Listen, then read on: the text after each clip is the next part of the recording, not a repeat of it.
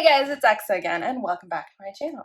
And I kind of already had this makeshift door for a couple years now for our guest room, but it's kind of annoying because it doesn't have an actual doorknob. It's actually just a piece of plywood with a random handle and a latch. And it can be really annoying if you have stuff in your hands, like my phone, because then you can't hold the door closed and switch the latch at the same time, and then the cat tries to come in, like so. And it's really just kind of a whole mess. So today we are going to install a normal functioning doorknob on a piece of plywood door. So go ahead and get started on that one.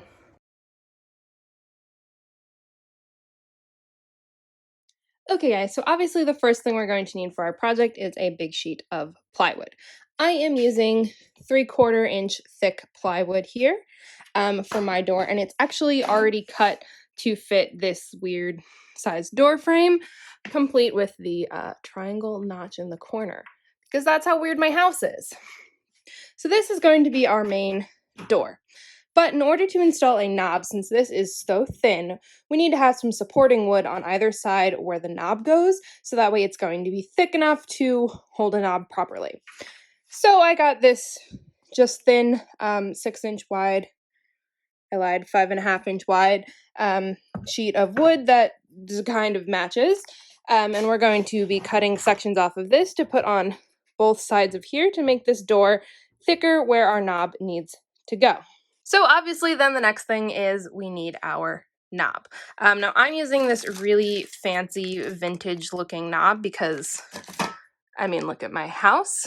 It's very Victorian and vintage, and honestly I'm just completely obsessed with fancy glass doorknobs. So for this room we're going to actually do a green knob, honestly to match these chairs. Green knob, green chairs, green knob, green chairs. I'm a weirdo. All right, so we got our fancy knob with our little plate covers and our hinge, and here's the like actual clicky part that goes in the middle of the door, hence why we need our door to be wider than it is. Yeah, so there's that for all of our supplies. All right, so for supplies and tools, first I'm going to be using my oscillating saw. It's just a universal bit to cut out a slit thing for the main part of the doorknob to go into. We're going to use some wood stain to just stain the door to match my walls here, but you can paint it or leave it plain or stain it or whatever you want to do. We're going to need some wood glue in order to attach our side pieces. Got a whole set of drill bits. We will need some bigger ones to kind of drill holes through where the knob is going to go. And then I have some chisels here that I'm going to use to cut out where the latch goes into on the door, where this thing goes on the like door frame itself. But you can use a drill bit to kind of cut a hole that way as well if you don't have a chisel.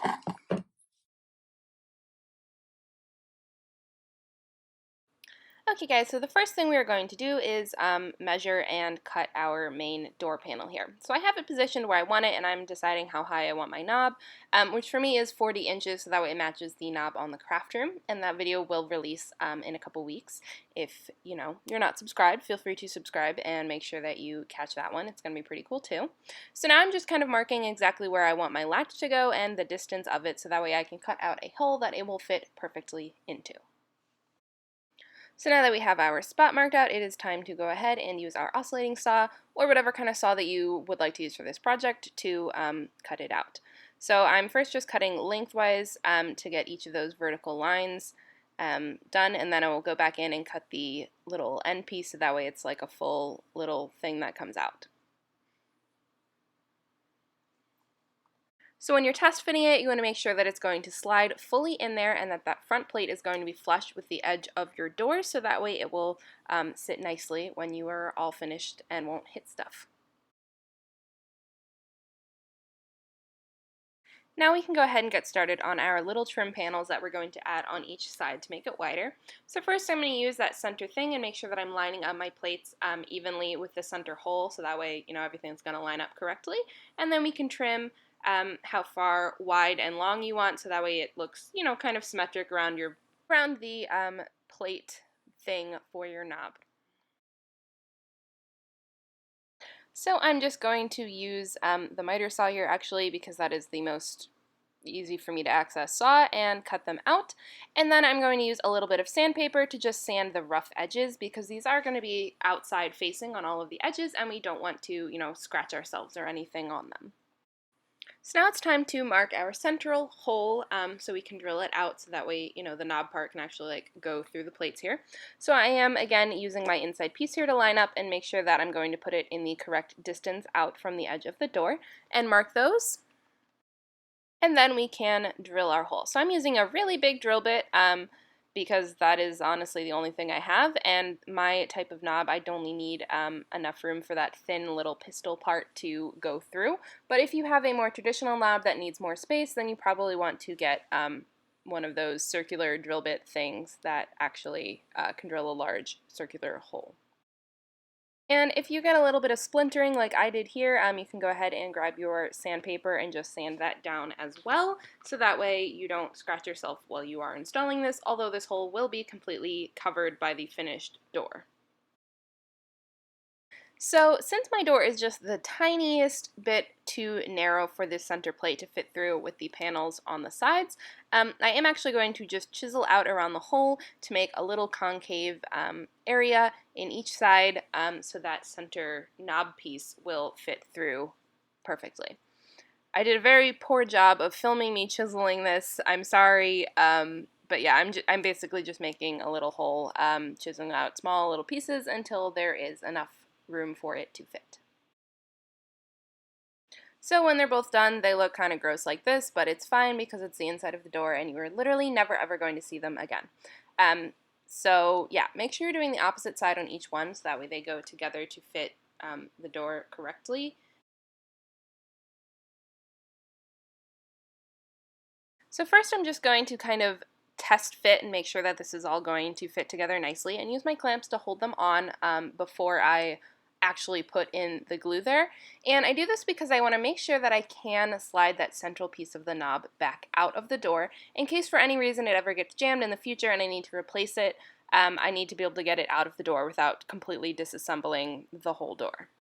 And I'm also going to take that vertical spoke part that the knobs actually connect to and test fit that through to make sure that all of my holes are properly going to line up and nothing is going to be sticky or jammed. Because once you've glued this together, it's going to be a lot harder to adjust any of these things than it is while they're all in pieces. So if you are happy with the way that it fits, you can go ahead and just smear your wood glue all over the inside edge of each panel and put them into place. Now, a tip that I found was if you put them in place with the little knob part in the middle and the spindle through, you can make sure that they're going to stay lined up and they aren't going to actually accidentally shift around and move a little bit while they're drying. So once I get the clamps on here, you can see I'm going to put the little spindle part back in and make sure that everything is staying perfectly lined up and is flush with the edge of the door, exactly how I want them to be while they set overnight.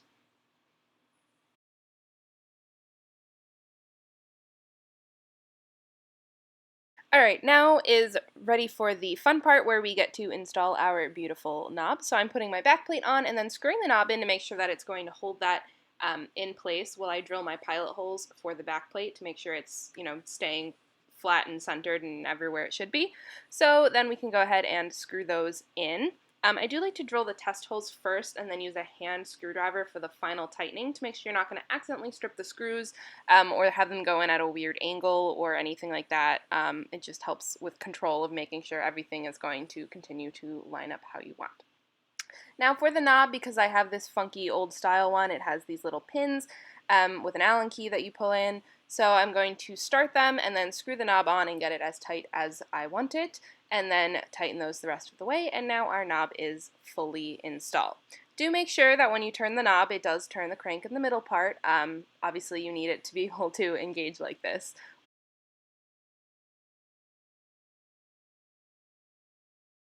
So you can actually hang the door first and then put the knob on. It doesn't really matter in this instance.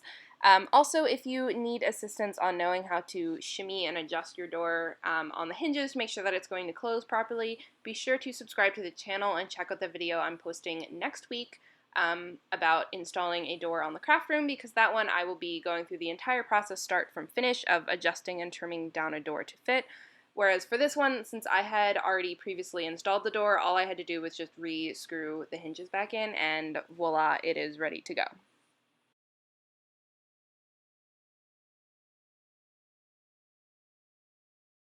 Okay, so this was actually incredibly hard for me to film, so I'm sorry that it's like a weird angle, that I keep accidentally putting my head in front of what I'm doing.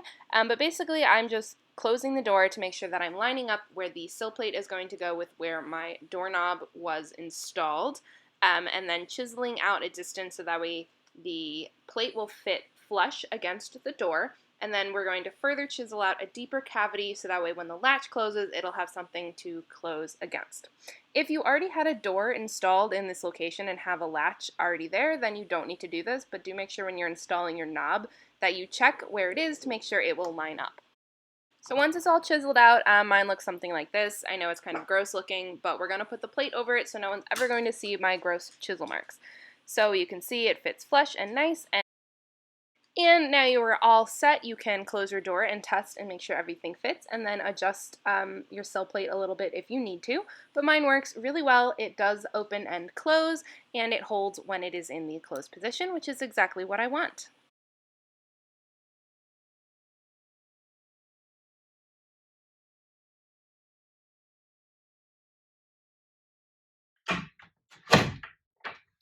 Well, guys, that does it for this tutorial. I hope you enjoyed it. If you guys create your own doors, let me know if it worked out for you, if you come up with any other ideas for how to do this. That would be pretty cool to hear about too. So as always, thank you for subscribing and supporting me and my channel. I love all of you and appreciate you.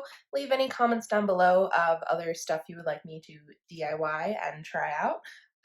If you're not subscribed, be sure to do that so that way you don't miss any of our exciting content coming out shortly. So as always, I hope your day is as beautiful as you are.